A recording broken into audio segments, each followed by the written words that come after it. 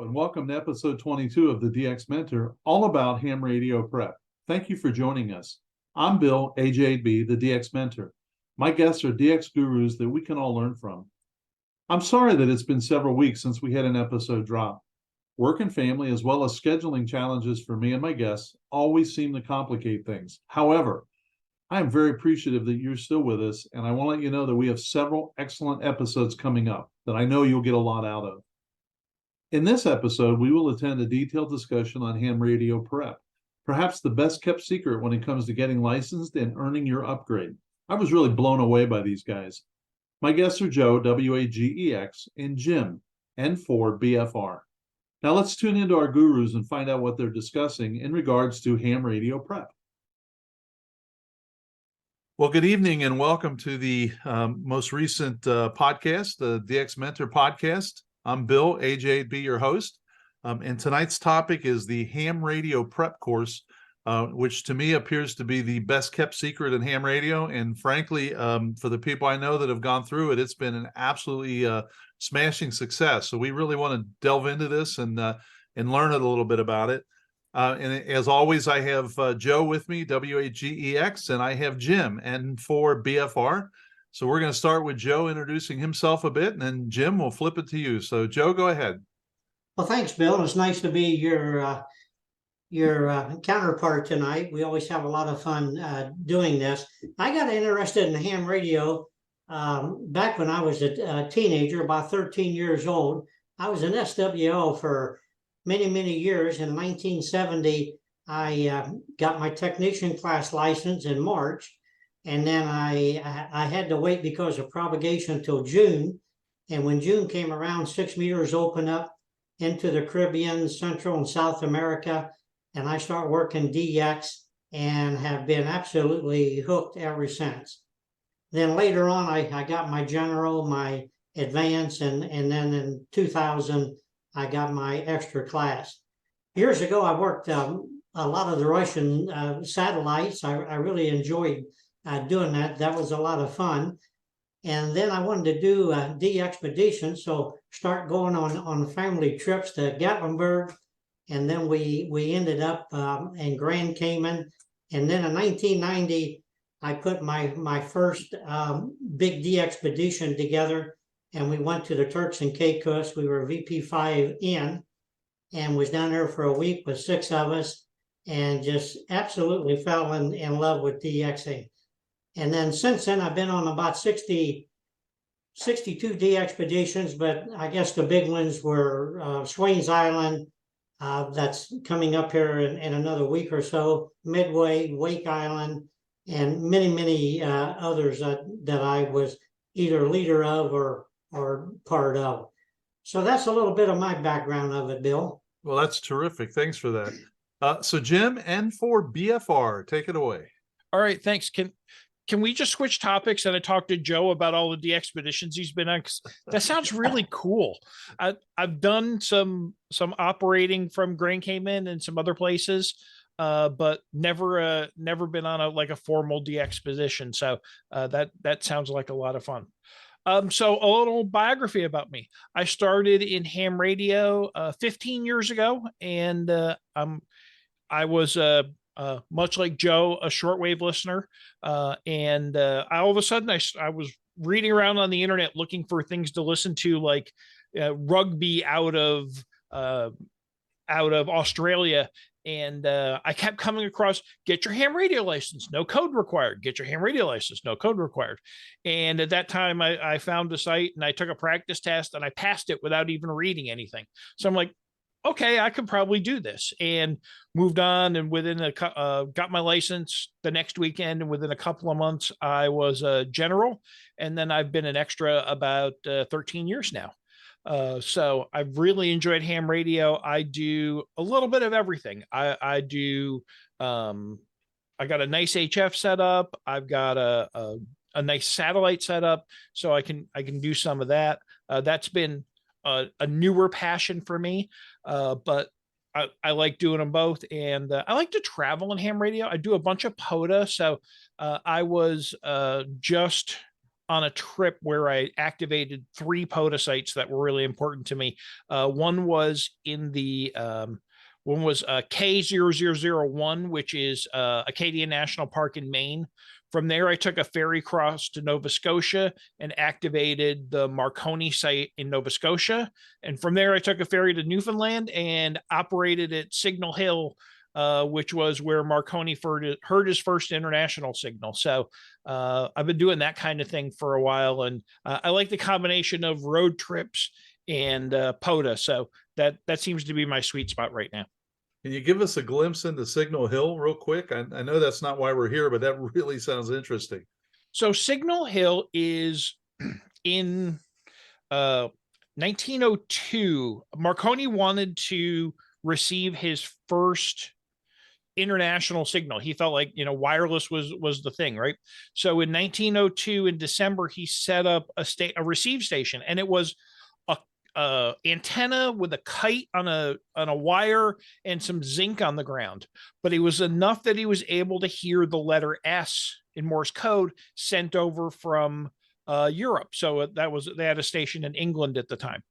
The reason he did Signal Hill was because he was unable to do his station in Cape Cod. He was building a station there, and it got wiped out right before this test due to a storm. So he did Signal Hill, and as soon as he was published his success, one of the local wired telegraphers ran him off of Newfoundland because they had the rights. They had the exclusive for telegraphy in Newfoundland. So he found a place in Nova Scotia. That's where that's called Glace Bay. That's where they made their first back and forth DX contact internationally. And then a few months after that, in 1903, the Cape Cod station came online, and they started making contacts regularly worldwide. So Signal Hill has a nice building. It's called Cabot Tower. It was built for British European wars and those kind of things. But in the top, there's a ham station, VO1AA, and I was able to work with the club that runs that station, and they let me operate for a couple hours, and so I was able to do some radio from there. Very cool. That's really cool. Yep. Nice to be able to say I did radio where Marconi did it. And you did it better, right? So he didn't do sideband, so I guess that's something. There you go. Well, one thing I want to point about Joe, your comment, Joe hasn't just been on 63. He was a co-leader of several of those huge ones.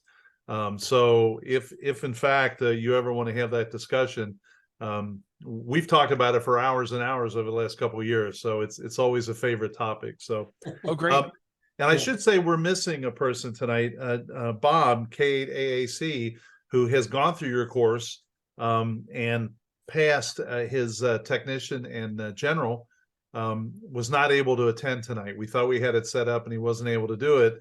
And he has had the experience, and he's the one that told me, you got to meet this guy. He's a great teacher. He's animated. He is passionate, and he makes it all seem very simple. So, and I think Bob surprised himself. He would say he is not a technical person, and yet I had him here for the Ohio QSO party and was talking about, the SWR, and here's what we got to look for when you get a tune. You got to do this, and he was right up with it. It wasn't like something was missing. So that's really what got me intrigued to talk to you. So what we're talking about is Ham Radio Prep. That's the official name? Yes, hamradioprep.com. And it's a site that's been going for, I don't know the exact time, but I want to say 4 or 5 years. I started my relationship with it 2 years ago, and I of all things, I answered an ad on Reddit. It was really, we're looking for somebody who likes to do some writing and wants to talk about ham radio. And oh, by the way, if you can do some cool memes, that'd be real helpful. And I'm like, okay, I can't do the memes, but I do like to write. I retired from my corporate world early a couple of years ago, so I had a little free time. I'm like, hey, this could be a fun time to spend with people and help out. I had already been doing some stuff with local club, talking about how we could get people more active when they first started with radio. So I had that mindset going in. past president of the Atlanta Radio Club and still attached with them, and would talk to members about how can we do that. And I'd done some presentations. So sent some stuff over to Ham Radio Prep. I'm like, hey, this is what I'm about. And they said, great, we could use help in writing courses. That's what they wanted to start off with, was writing license courses. I said, great. And I started off working on the general license course. And they were about halfway through, and they already had somebody filming. So that kind of fit into what they had, and, contributed where I could. They were really interested in knowing, in putting more practical things behind the lesson. So they had the raw questions and answers that came out of the pool, but they wanted somebody to kind of bring it to life a little bit. And having been a ham for now 15 years, that was something that I had some experience in. So I could talk about, why SWR is important, or things like that. And so I just started contributing little things into just the writing. And at that point, I was strictly behind the scenes. They had a technician course and a general course they were finishing up. And the extra course was really just some questions and stuff. It wasn't even fleshed out, no videos and that kind of thing. So once we got the general done, we started on extra, and the guy who owns it, James KN4NEH, said, would you like to try being in front of the camera? And I said, okay, why not? I worked in local TV before, so I'm familiar with it. And way back in the day, I was a radio broadcaster. So, okay, why not? And I just started doing it, and something clicked, and we just started going through, and we did the general, and then the technician class change. So we did that, and it got to the point where we had where I was on the tech and the extra, and we had a different Elmer on the general, and people were actually writing in and saying, yeah, but I like Jim. I want Jim back for the general, which is really nice to hear. I really appreciate that. And we just waited for the course to change, because we knew the questions were going to change and production. But as of a few months ago, I am now on all 3 of the courses. So if you want to make your way from technician to extra, you're going to have to sit through me and talking about all the topics. Wow. I follow you on Twitter or Ham Radio Prep, and I'll bet it's weekly. There are multiple people that, hey, I got my ticket, and there's a picture of them holding up their ticket. And so what, if you don't mind sharing, what is the success rate? The success rate is really good. The last I heard, and this is probably a number from a year ago, over 60,000 people have gotten their license with Ham Radio Prep. Really? Yeah. In fact, when the technician came online, so it would have come online in like July of last year. And after that, about 6 months later, I asked James how many people had gone through the course already with me. And he goes, oh yeah, probably about 10,000. I'm like, wow, I didn't think I'd be an Elmer to 10,000 people ever in my life, but this kind of worked out really well for me to be able to do that. So people really just find it easy to go through. And it's really because a couple of things, and I'll partially take credit for it, of the way I write and the style I talk, but it's also about the way James has really organized all the things into a learning process. So it's not just somebody reading out the ham radio manual. And I've done, before this, I've done ham crams and those kind of things, and tried to take people through this, but it really sections it off into areas. So you're going to come in, if you take a course, and you're going to get a 5 to 10 minute video lesson is the first thing you encounter. Then you read through some text that reinforces that. And in both the video lesson and the text, this is James's idea, every question on the FCC exam is noted with the answer in bold blue text. So as you're going through, you're seeing these bold blue texts come out that say, whatever that answer might be. And I'm trying to pull an answer out of my head. Right. Can you play music on 10 meters, 10, right? 10, yeah. No, you can't play music on 10 meters. Yes, the the repeaters are above 29.700, whatever that those questions might be. But so it's the constant reinforcement. So you watch the video, you read the text, and then there's a quiz. And every question in that part of the question pool that we covered is in that quiz. So before you even get to the end of the course and take practice tests, you have seen every question on the exam answer multiple times. And I think that's the secret sauce that people really learn and understand. And I've met a bunch of hams. In addition to doing this, I VE. And so people will walk in and they'll be like, "Hey, you're the guy." And I'm like, "Okay, yeah, I'm the guy." And they take their test. And luckily, nobody has come in who studied with the ham radio prep stuff and failed yet. When they've said you're the guy. Now, maybe somebody came in, and, maybe I don't know about it, but so far I've got a pretty good success rate as they come in to VE. And of course, if they do the you're the guy thing, I make the other VEs. So Yeah, good. The test. Jim, can you walk us through somebody, I guess they call or write ham radio prep and say, "Hey, I'd like to take my technician class license." Walk us through the steps that person has to go through. Sure. So they're going to come to the site, hamradioprep.com, and there's a big click button at the top that says sign up.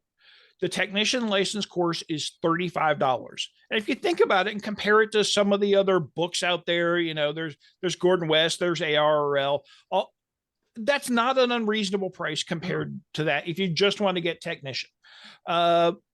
That gives them access to the course in perpetuity. So not only do you get to go through the course and rewatch any video you want and go back through, but let's say you got a question down the road. Boy, I was going to work 10 meters, but then something didn't work out. And I remember reading about it in one of my lessons. That's all searchable as well. So you go through and sign up and you're put into the course. The course is actually about 25 lessons. Each course varies in the number of lessons because it's spread out and broken down into parts of the question pool. But it generally follows the question pool through. So if you were to pick up the pool from NCVEC and start reading it, it won't necessarily have the questions in order, but by the time you read, section 1, part A, you're going to see pretty much all those same questions in the first video you go through about FCC regulations and those kind of things. And then if you want to continue on, we have a general course and an extra course, and you can either buy those in advance or buy them one time. So $35 for the tech course. If you want to buy tech in general together at one time, it's $55. And we call the all three, the all access pass, that's $79 to go from 0 to extra. Wow. So do they take the exam through you guys, or do they have to go through a local club for the examination? That's a good question. We are not a VE. So we refer them to a couple of different sites, whether it's the ARRL site or GLARG or whoever they want to go through, and they can take the test however they want, in person or online. About from what I've heard and what I've read, about 25% of people take their ham radio license online now. And the other 75% do like we all did, go to a VE session, fill in the little dots, and walk out with this CSCE. Wow. Wow. Yeah, I'll tell you, it's funny how it evolves because this isn't going to be one of those, when I was a kid story, but just to show you the difference, when in 1970, I was licensed as a novice in 71, and in 72, I went for the general, and we had to sit in Cincinnati at the Civil Defense Building. And there was this guy, I'll never forget his name. His name was Fernandez, Mr. Fernandez, and from the FCC. So we're all sitting there with this FCC examiner. And I'll never forget, he said, and of course I'm 12, but he says, when I tell you to put the pencils down, I better hear them hit the table or you're done. And it was like, okay. And then, so we had all the questions, but we had to draw Hartley and Colpitts and Pierce oscillators. We had to do all those things, right? Wow. So just for fun, I have here my father's Amico theory course from 1956. And when you go through that thing, it's like, oh, you have to design a tank circuit and it's got to have this and it's got to have this. And it's like, oh my God, now I'm back to engineering school. And Yep. so it's funny how it's evolved. And I think it's a good thing because with the way equipment is now, I don't need to design a tank circuit or draw a Colpitts oscillator to kind of know what's going on. So my question then would be, how do you keep up on it? And then I guess when they come out with new polls, you have to go back and update all the material. Yeah, and that's been the interesting part, is because now we've cycled through doing this a couple of times. We get to see how the questions evolve on the different exams, and you're right, they are going away from questions about tube circuits and amplified circuits and those kind of things, and into more questions about FT8 and operating digital and those kind of things. So I give the NCVEC folks credit that when they develop the question pools, they are keeping up with the times and getting more of that stuff integrated. There's a certain level of stuff that just needs to go in, and this is kind of one of the challenges that we get as a question is, hey, I just want to be able to talk on the radio. I just want to be able to pick up a handheld and talk. How come I got to know about resistors and capacitors and inductors? And that's the FCC requirement, that part of the license is to bring on trained electronic experts, not just to have people who want to push the button. So there is a little bit of tension there, but I think most people kind of understand where we're going once we explain it to them and are able to work their way through it a little bit. And then there are some people who are just, well, I'm already an electronic, I'm already an EE from Georgia Tech or wherever you would go to EE school. And they just sit and they need to know, they know all the electronic side of it. They need to know the rules and the band plans. Right. And those guys just blast through it. And I've seen a few folks in my probably 10-year careers of EE go from 0 to extra because they already had a lot of the electronics background behind them. And everybody comes to it from a different place. Yeah. So you said that, we have to be we have to give the test. So who is we? How many folks are at Ham Radio Prep? There's probably a 12 to 18. I'm trying to think how many people are on our conference calls.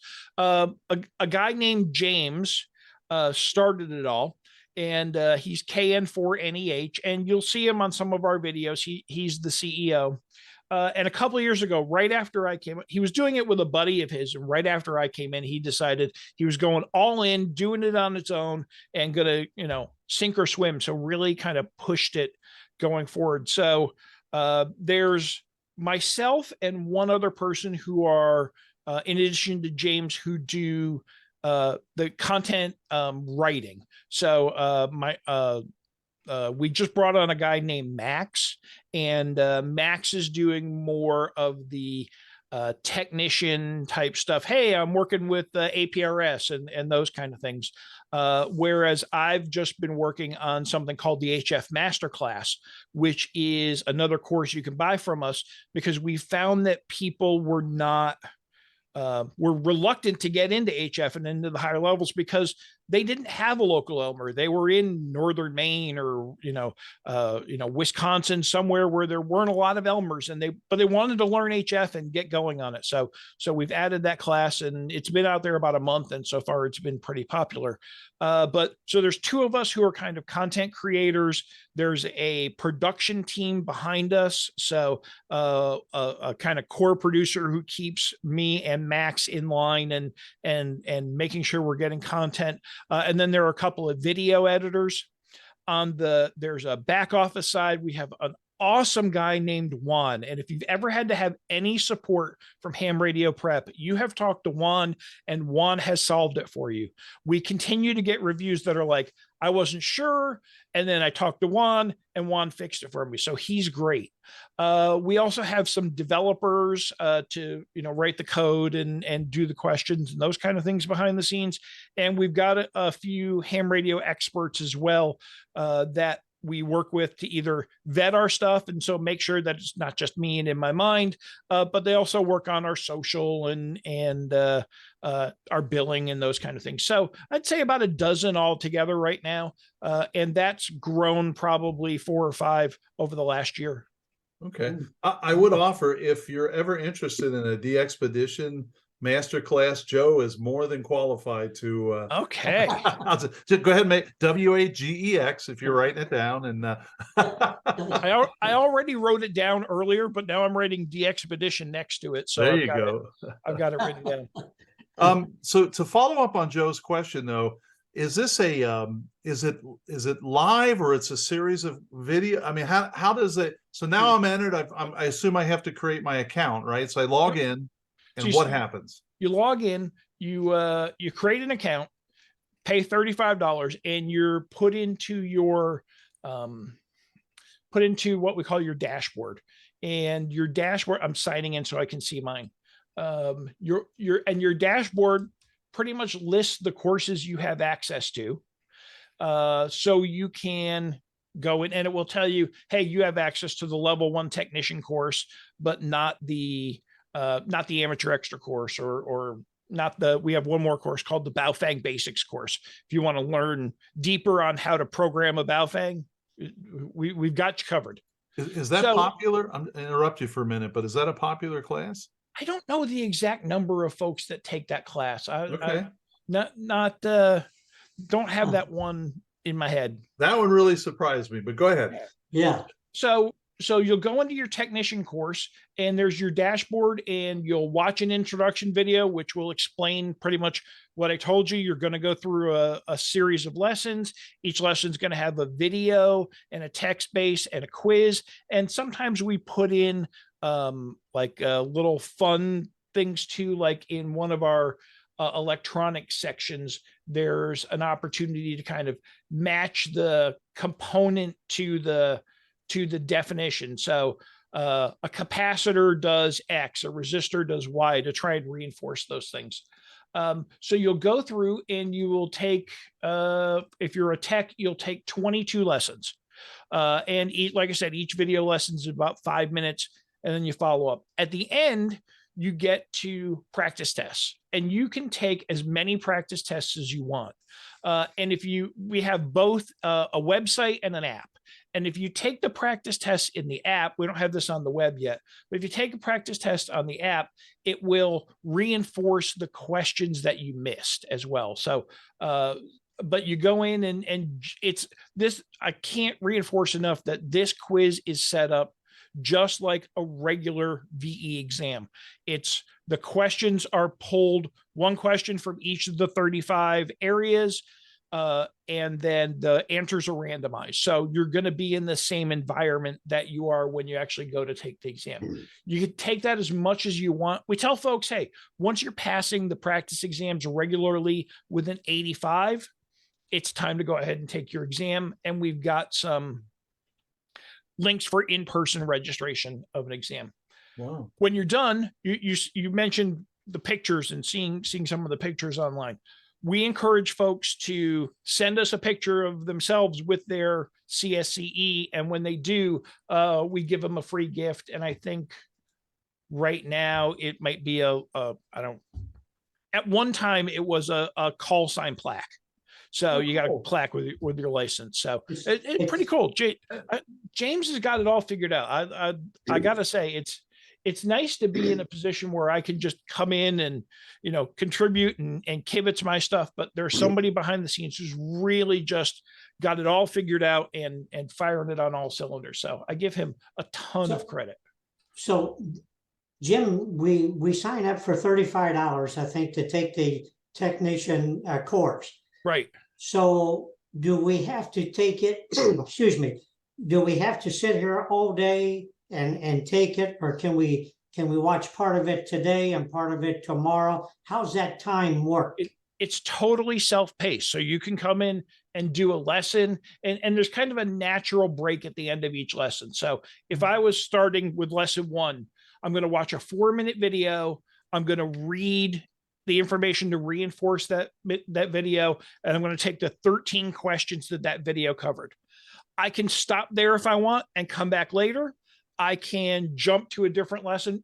This is good, but I really want to learn before I do anything else. I really want to learn about calling another station. So you can jump around. It's not recommended, but you can jump around, jump back and forth. Let's say you've gone through all 20 lessons, 22 lessons, and you've decided, you know what, I'm really not good at digital modes. You can go back and watch the whole digital mode thing again, take all the practice tests. The other nice thing is it's here for perpetuity. So if you want to come back later on because, well, I didn't really get into digital modes originally, but now I want to find out more about them, come back and watch the video, and that'll give you a place to get started. So kind of like that people can get in and out of this as they need to. Okay. So there is no live component to it at this point. It's all video, text, quiz, go to the next lesson. So Bob, when he talked, I'm surprised. I'm not surprised. I misunderstood Bob because the way he was talking, I thought you were his like personal online instructor, and so he came away feeling like he really knows you and knows the course, and that's from the material. Then that's terrific. Oh, great. Yeah, I do share, the whole concept being not just the course, but the information behind it. I share experiences as I go along, and comments and references to things that I have encountered in my day. So I'm trying to think of a good example. I might talk about APRS, and in the APRS thing, I might mention, I don't know if I do or not, but I might mention the fact that, oh, not only can you do this, you can do this really cool thing and work the space station. And by the way, here's a picture of a packet from the space station. Oh, cool. So I get to work in those kind of experiences a little bit. It's not, the whole course isn't geared to showing, we're teaching the exam. So the whole course is not 100% geared to showing how every single thing works in ham radio, but there is an opportunity to mention and talk about and explore those things in a little more detail. That's really cool. Since you mentioned the shuttle, now I haven't taken an exam in years now, but everyone that I had ever taken always had a question about the shuttle. Do they still have that, Jim?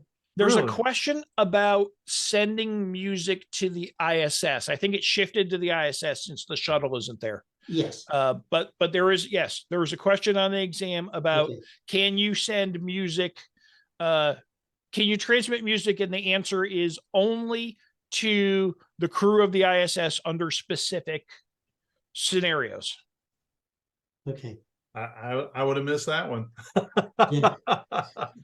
That it really is helpful to go through sometimes. Like I'll admit, I skimmed through my extra and squeaked by it, but now that I've rewritten the extra course twice, that stuff is reinforced to me a little bit more. And the other thing is too, now that I've been a ham and experienced a lot of that stuff, I can explain it better, I think.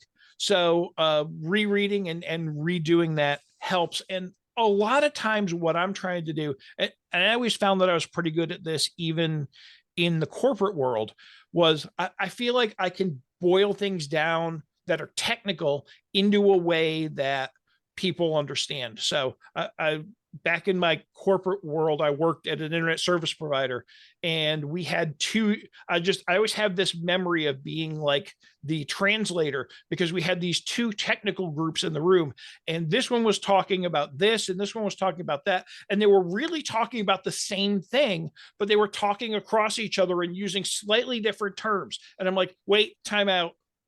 No, what you mean this, and you mean this, and that's the same thing. So now go fix it.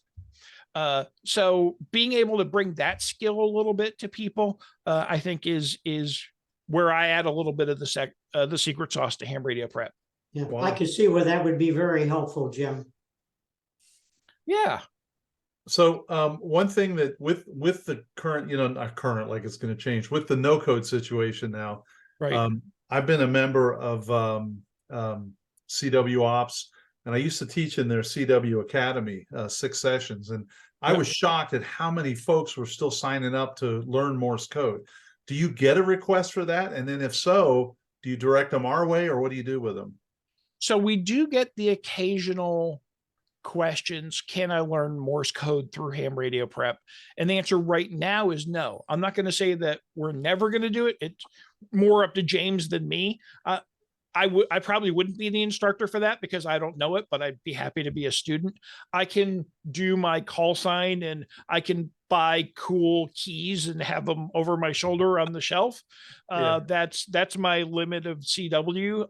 But I think there's an opportunity. So the HF Masterclass is really the first venture outside of doing the general license courses, and that is designed to get someone on the air on HF doing sideband. That's and that one's constructed a little bit differently because there aren't really any questions to quiz you on. Right. So this is our more practical example where we show you, here's a PL259, here's how you connect it to the back of a radio, here's where you plug in the mic. And we picked the IC 7300 and an NFED antenna because those are kind of the most common things we could find right now. And so it helps people step through it and understand that.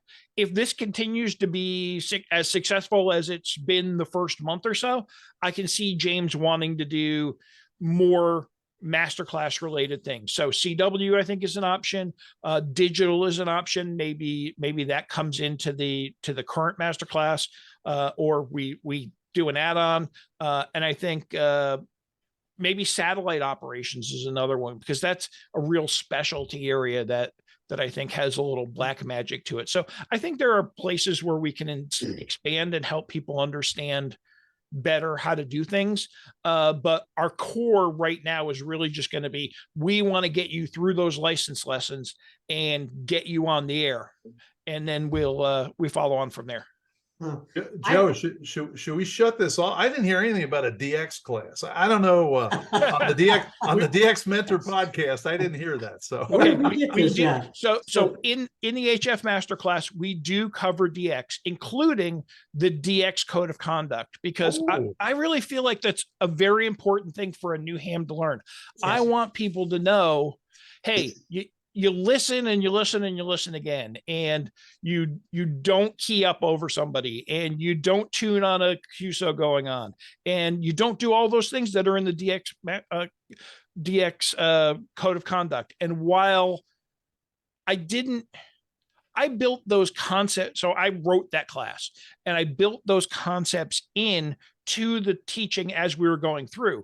But I also came back at the end and said, by the way, a lot of things you heard me say about operating are all included in this DX Masterclass. And we want you to go find DX. And we do cover things like, for instance, when we're talking about antenna placement. So something that people don't normally think about is, well, I got my house in this tree, and I'm going to throw up an antenna in the tree, and I'm good to go, and I'm going to start working the world. Well, that antenna is going to send that signal 90 degrees from where you're pointing it. So if you want to go to Europe and get a lot of DX from Italy and all those places, pointing that antenna towards Europe is not going to be your most successful thing. So we cover azimuth charts and those kind of things as well, to make sure that people understand. There's a lot of elements in there to getting towards your first contact, but we really want people to be successful in getting DX. That's our thought behind it. Okay. Joe, you're going to say something? Yes. Jim, you mentioned a PO259, and I was part of a group that we were having a boot camp for young hams, and even old hams. Anybody could attend, but the concept was for new ones.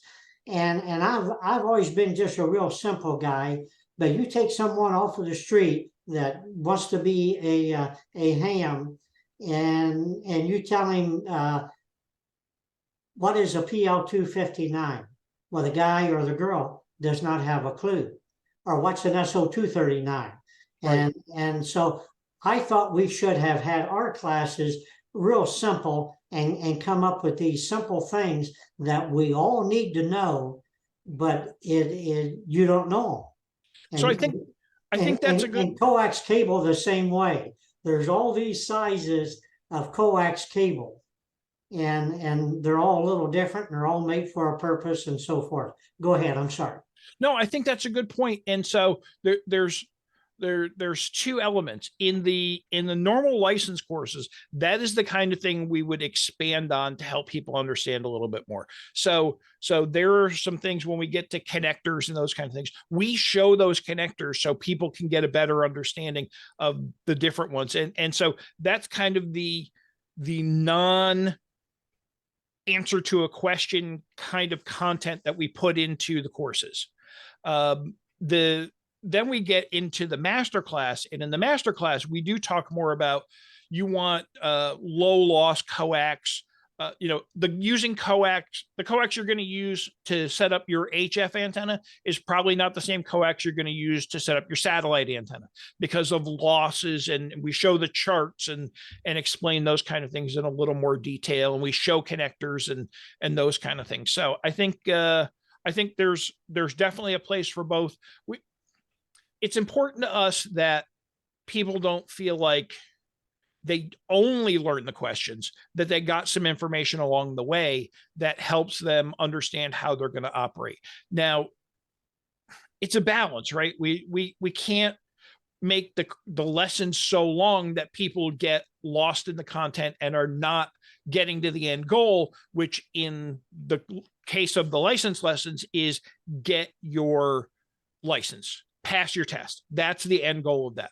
We can contribute a lot of information, but we still need to keep it there. The HF Masterclass and even the Baofeng Basic class helps people get a little bit deeper into a specialty area that they may be interested in that they haven't explored yet, because they either haven't had the time or the resources, or just that this is the way they want to work. And I like our courses from the fact that it really recognizes that people learn differently. Some people learn audibly. They got to hear it to understand it. Some people only get it if you read it. Other people have to interact with it. We have all three of those in the courses. And you can take the courses, and we have truck drivers that listen to them like they're a podcast. So they can download them from Audible, and they can go through and listen to them and then take the quizzes later when they're not driving. So I like that there's a lot of different ways to learn from the same content. And if you want it in a book, go to Amazon. We got it for you in a book too. Wow. Very cool.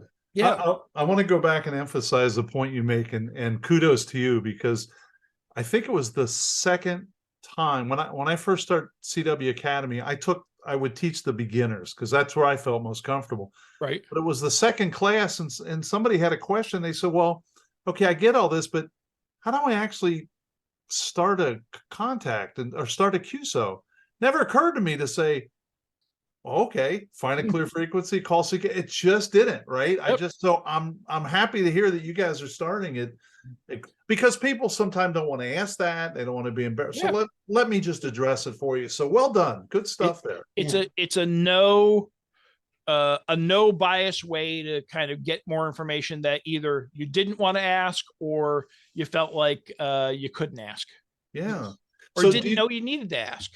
Yeah, that's exactly right. Yeah. Do you do any follow-up with your grads to see, who's on the air and maybe someone's lost interest, or maybe move them along to the next level? Or we do send some emails. Hey, congratulations on your tech. Have you thought about general, those kind of things? We do hear from a bunch of our grads. We have a private YouTube channel, the Ham Radio Prep Student Success Group.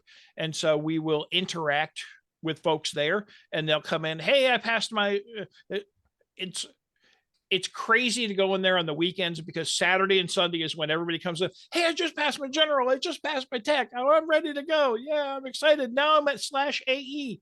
And it's a lot of fun there. And we do, encourage them to work together. We like to hear what they're doing and how they're doing. I know I have worked a few. I have had just personally, I was at Orlando Hamfest in February, and I had a surprising number of people come up to me and say, "Hey, I studied with you, and look at what I'm doing now." Right? I've got new friends from that too. So I've got a guy down in Florida who loves to do satellite work, and he's a YouTuber, and I follow him along, and we make contacts from time to time. There's a guy who's a Delta pilot out of Philly or Pennsylvania somewhere, and he follows up with me. And when he flies into town, I worked him on the repeater recently. So it's just because he wanted me in the log, and so okay, who am I to argue with that? Take it self. So that is a lot of fun, and one of the fun experiences. We're hoping to do more of that. So as a group, Ham Radio Prep really hasn't been on the Hamfest circuit, but I just heard from the boss today, we're going to be at the Stone Mountain Hamfest here in Georgia in early November. And I think he wants to go to Dayton this year. So we'll see how far along that progresses, but having more interaction with the folks that have passed is definitely something we want to do, because we want to see them be successful. And it's not just, this is something new that we heard about. We found a teacher who is using Ham Radio Prep to teach his STEM class about ham radio, because he wants him to understand the legalities of it before he just hands them a radio, even if it's an FRS radio. So there's a picture of all these students in a class in San Diego, and they're all looking at videos of me. And I'm like, okay, that's a little freaky, but at least for me, but it's a cool way to see that, groups of people are doing this together as well. And that's a lot of fun. So, and not to be super pluggy, but we do bulk sales. And if you want to, buy a pack of licenses for a ham cram or for something else, we've got ways to help you out. Very cool. Jim, on your FT8 clients. Okay. Joe, he's going to charge if this is a question now. We don't have an FT8 class yet, so let me get my money out, Jim. Free advice for inviting me on the podcast. What do you need, Joe? Well, my question was, unless I misunderstood you, I thought you had a FT8 class. So we just have the master class that talks about getting on HF and sideband. We have not added FT8 to that yet. That is something that, if there's enough requests, we'll probably consider. Yeah, sure. Okay. I misunderstood that. Thank you. Appreciate it. No problem. And I think here's my opinion. And, this is something that I would have to talk with the boss about, because I'm the instructor and I want it. I want as much information as I can, where he keeps me balanced to, okay, we only have so many weeks and so many resources to produce something like this. So let's get it, it's the balance between great and, excellent. But, for the HF Masterclass, we spent 4 months writing and shooting and going out into the field and activating and putting up antennas and doing all those kind of things to do that. So it wasn't something that we kind of wrote in a PowerPoint in a weekend. And same thing with our license courses is we will start. So I think the extra is the next pool that changes in next July.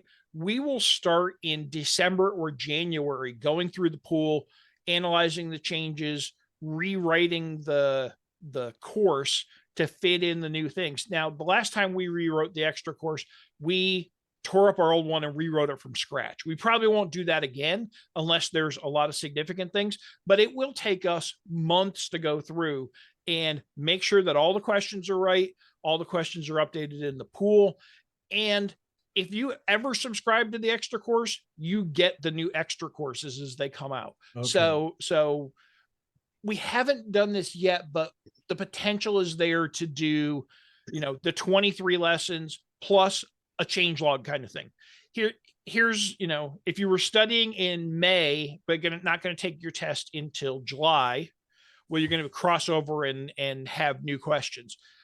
Looking into how we might handle that, but the whole idea is that if you take your test in July and you study in July, that course would actually come out in May or June, so you could get ahead before you had a few weeks before you took the test. I'm explaining it poorly, but we release the courses a couple of months before the new pool starts, so people have a chance to get integrated into the new question pool. So with the type of business that you're in, producing all these programs, do you have much, if any, interaction with the FCC or the ARRL? I'm not aware of any interactions with the FCC.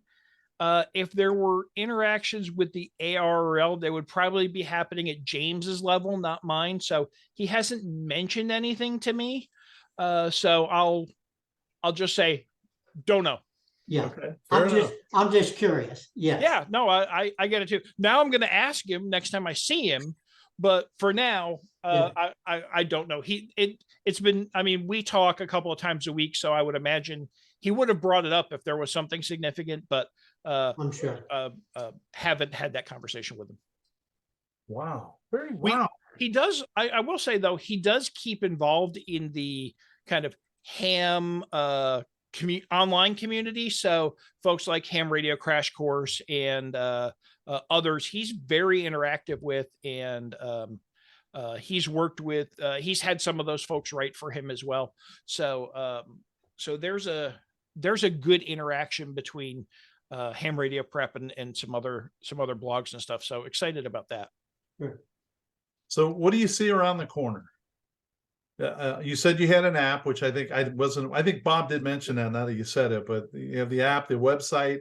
Do you see things continue to evolve, or? So I think from a Ham Radio Prep side, we keep evolving as it is, and we're going to add over the next few months. Like I said, Max just came on to do more social content and help people understand and get engaged with ham radio, get the technician level folks excited. So you asked about how do we interact with folks once they passed.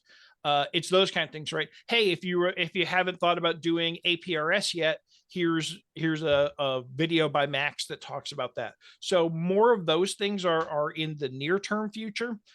In the longer term future, we are getting ready to release something called the World Radio Logbook.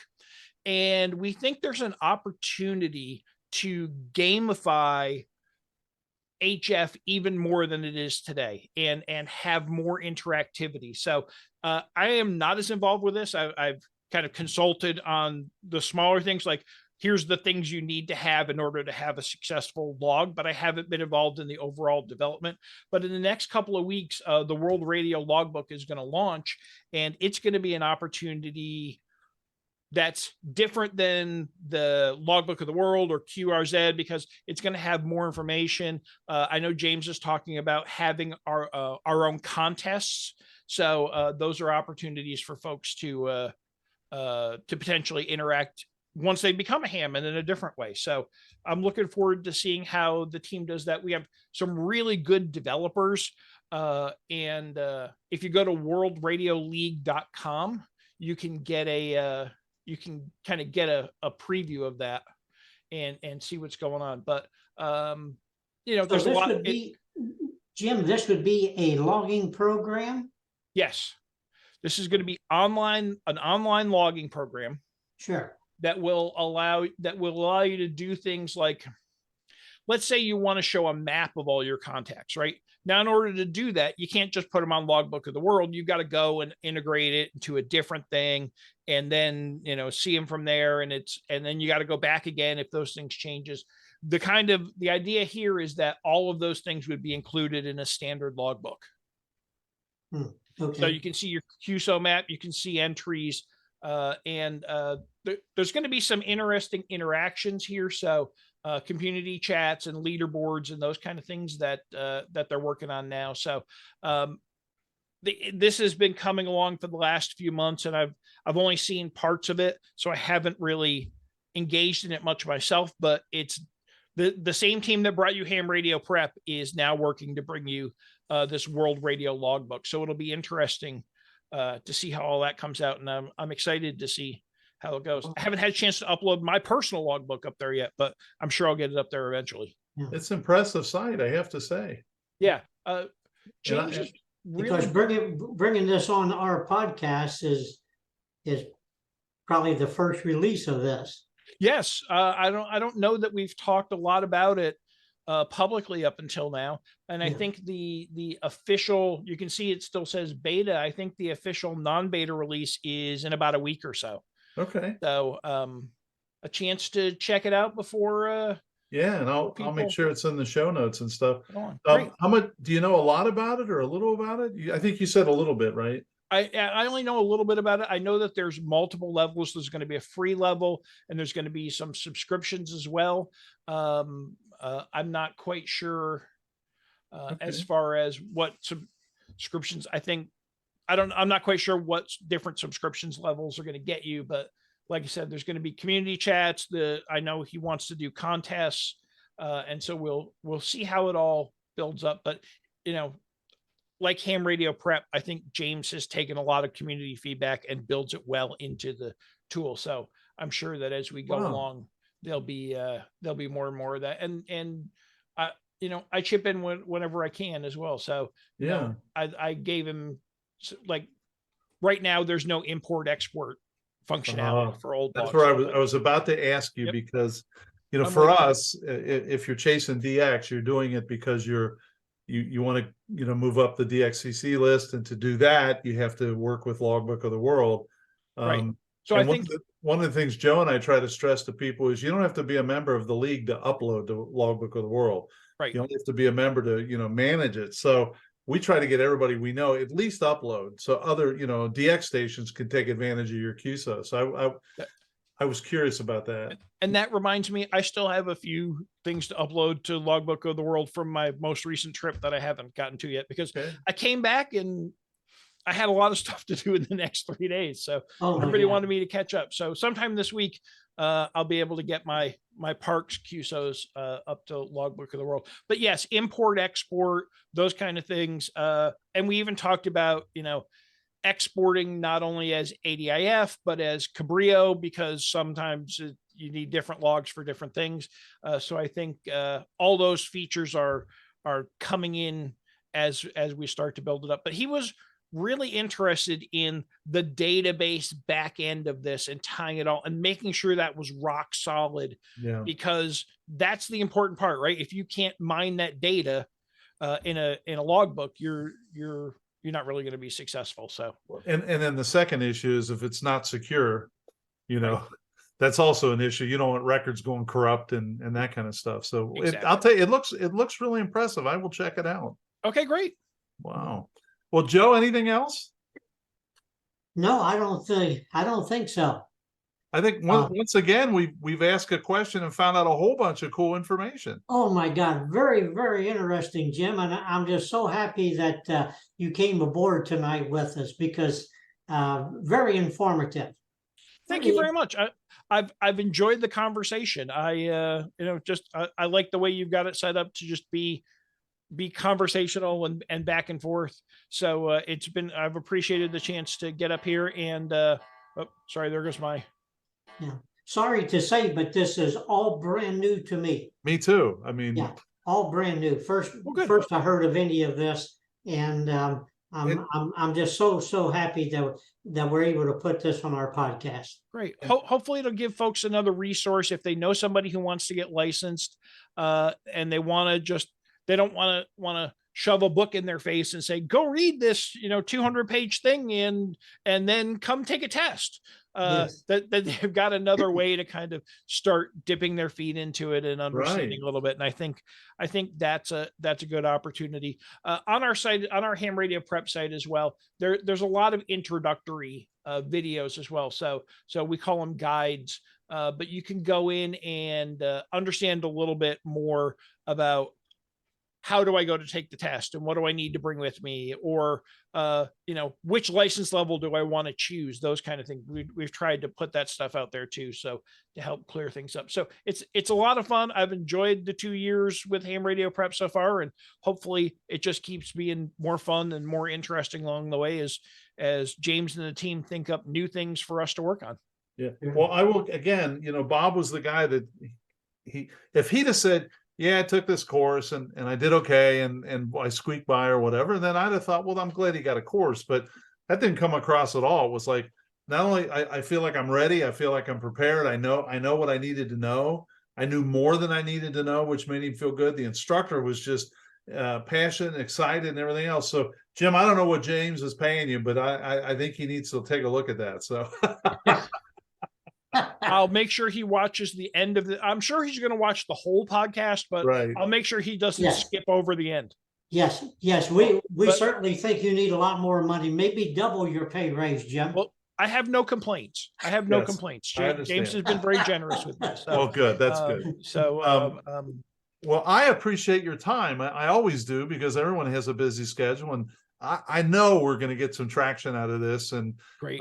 Hopefully somebody will come up and say, hey, I heard about this on the DX Mentor podcast, and I had a friend who's got their technician and now they want to look at DX and they'd like to get their general and sign us up. So I think this is a great explanation of it, kind of everything we do. And, I'm going to, when the podcast comes out, I'll share this link on my social too. And I'm sure it'll go out on the Ham Radio Prep social. And, I'm sure even my mom will better understand what I do, because she sees everything on my social and likes everything, which is awesome. So yes. So it's nice to have. So thank you very much for having me. I really appreciate the invite and that you worked with me on the schedule too. Yeah, no, that was great. And I appreciate your time. And I look forward to, so I'll make the offer to you. Joe and I are part of the group that puts on the DX dinner at the Dayton Hamvention. Oh, cool. It is literally a room of 420 DXers who range everywhere from someone who's, worked their first 30 to the premier guys at 360 and 370 as far as country count goes. Right, Joe? So yes. If you want to... I've been to Dayton, but I've never been to that dinner. But I do have, I don't know if you can see it behind me, I got my DXCC. So I'm actually at about 125. Okay. All right. Haven't looked lately, but last time I looked, I was around 125. Yeah. I DX dinner always amazes me because you're surrounded by 400 of the biggest DXers in the world. And I usually go to Dayton. I didn't this year, but I usually do. So I'm gonna pencil that in the back of my mind because I think I want to go to that. And I handle the tickets, so I'm the guy that. Okay.